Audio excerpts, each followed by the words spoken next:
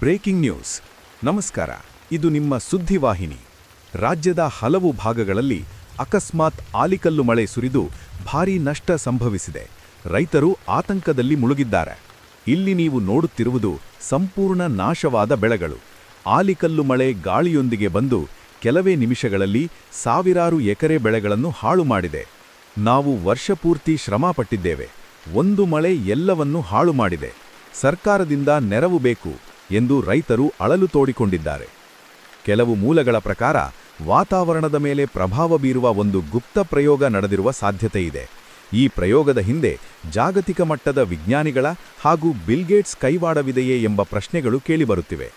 ವಿಜ್ಞಾನಿಗಳು ಹೇಳುವಂತೆ ಹವಾಮಾನದಲ್ಲಿ ಅಸಹಜ ದಬಳಾವಣೆಗಳು ಕಂಡುಬರುತ್ತಿವೆ.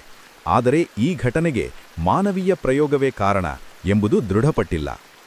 ಆಲಿಕಲ್ಲು ಮಳೆಯಿಂದ ರೈತರಿಗೆ ಭಾರೀ ನಷ್ಟವಾಗಿದ್ದು, ಸರ್ಕಾರದಿಂದ ಪರಿಹಾರ ಕ್ರಮಗಳಿಗಾಗಿ ಬೇಡಿಕೆ ಹೆಚ್ಚಾಗಿದೆ. ನಿಜವಾದ ಕಾರಣ ಇನ್ನೂ ರಹಸ್ಯವಾಗಿಯೇ ಉಳಿದಿದೆ.